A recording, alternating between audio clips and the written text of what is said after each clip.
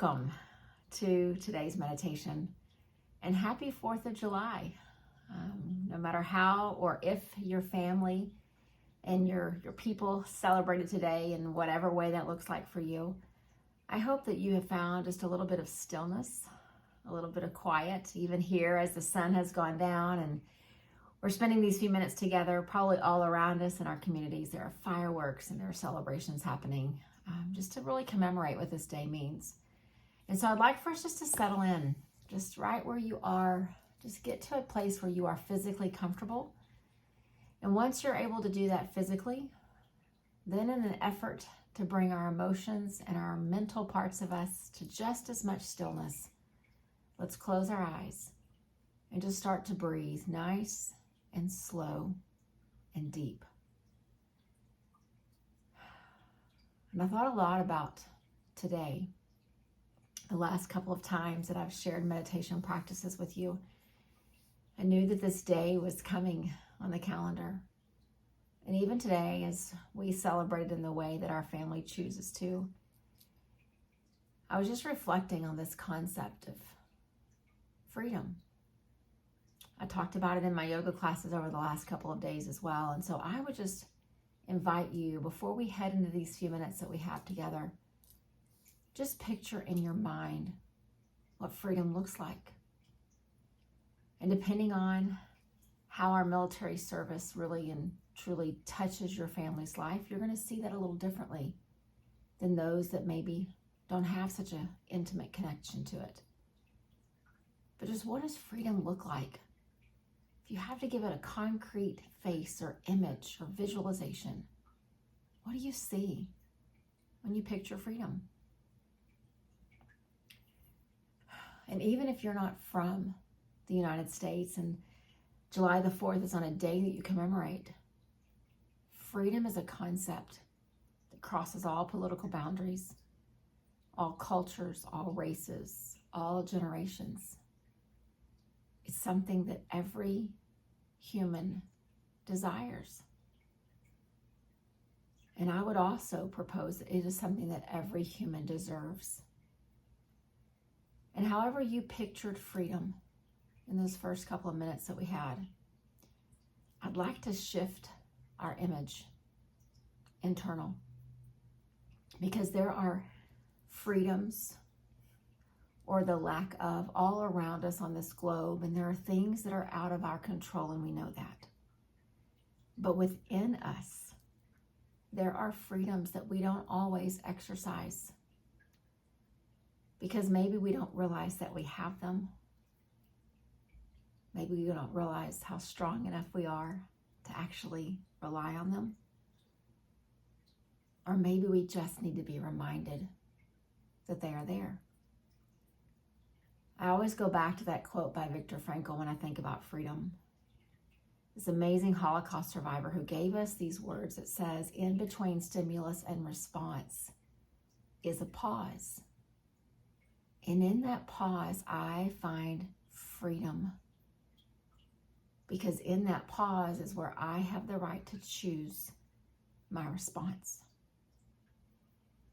And no matter how many times I read or I hear that quote from this amazing human who endured so much in his life, I am reminded that the freedom within me to choose can ultimately affect how I see the freedoms around me. I know it's really easy for us to look out at the world and see how broken parts of it are, and how there is inequity and unfair treatment. But we can't just look out and become discouraged. We have to look within and become empowered. And so for these few minutes that we have, I want to take us just through some ideas of what does our freedom look like in the way that Viktor Frankl described it. Our freedom to choose our response. We'll all get up tomorrow morning after this holiday has ended. We'll go about our day. Some of us will go to work. Some of us will have family responsibilities. Some of us will go to school, to the grocery store, into traffic, all the things that we must do. And we will encounter things that maybe we expected, and most definitely things that we did not. And so I'd like to frame our thoughts across these few minutes that we have and get us ready to choose a response that not only honors who we are and this peace that we nurture in our meditation practice, but a response that is what the world needs. And so I'm just going to take you through this journey of these few statements so that as we go through our day tomorrow, the day after that, and the day after that, maybe this reminder will come up and you'll remember freedom is not just something we celebrate on the 4th of July. It is something that we have access to every minute of every day. And so let's just continue where we are together. But first, let's take a couple breaths collectively. So a long, slow, deep breath in. Exhale, let it go. A long, slow breath in. Exhale, let it go. One more together. Breathe it in. And breathe it out. And when I say the word I across these few statements that I'll share, I'm saying them about me, but I hope that you'll hear the word I and you'll be able to personalize it and think it about you. So in the days to come, when the world is filled with noise, I have the freedom in my choice to bring stillness. Just think about that. When the world is filled with noise, I have the freedom within myself to bring stillness. When the world is filled with frustration, I have the choice to bring grace. When the world is filled with frustration, I have the choice to bring grace. When the world is filled with impatience in our homes, in our workplaces, in our traffic patterns, in our government, when the world is filled with impatience, I have the choice to bring compassion. When the world is filled with confusion, I have the choice to bring stability.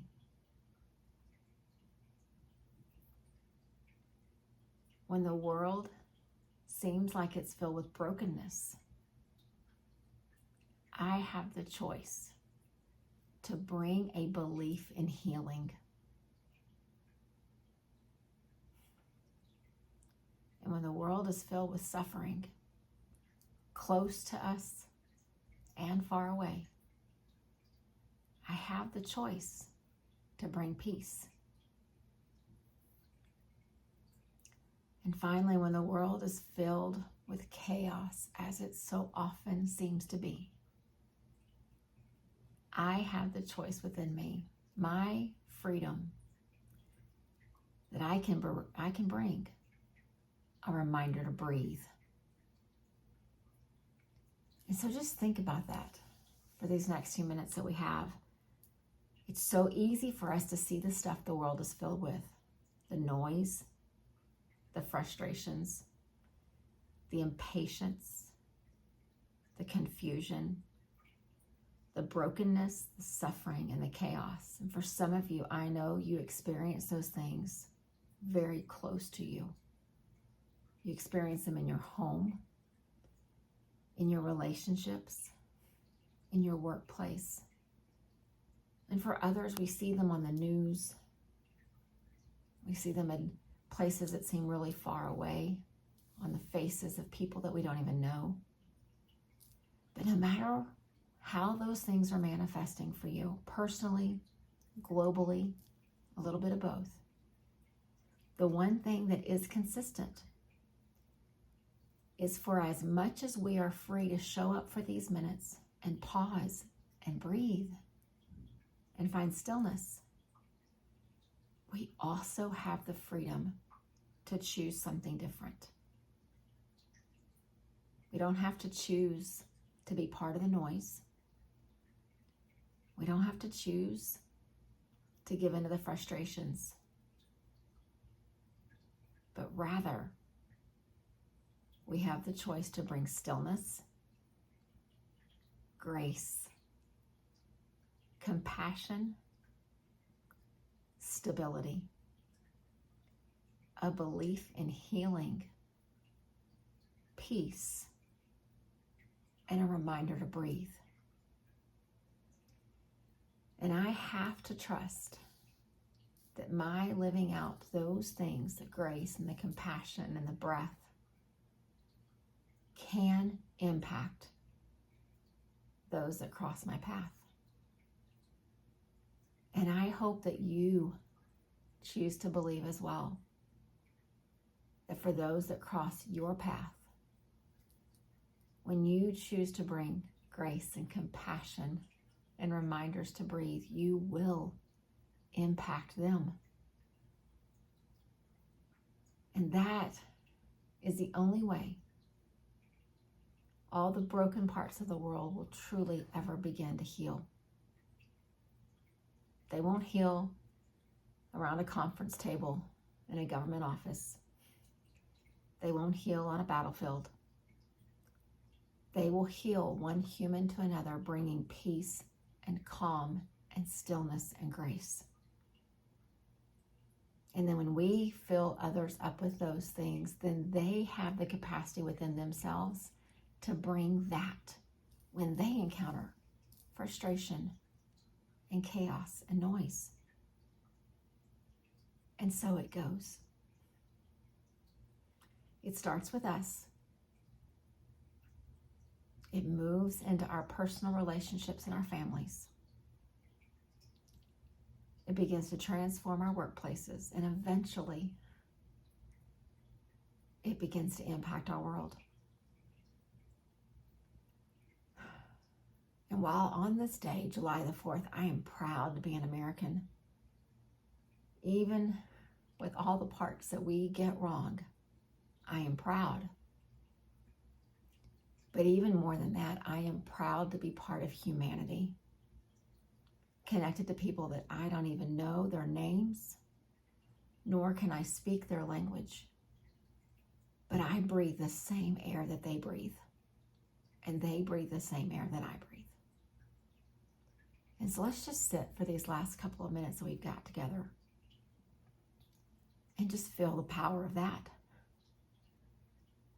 The true essence of freedom that comes from within.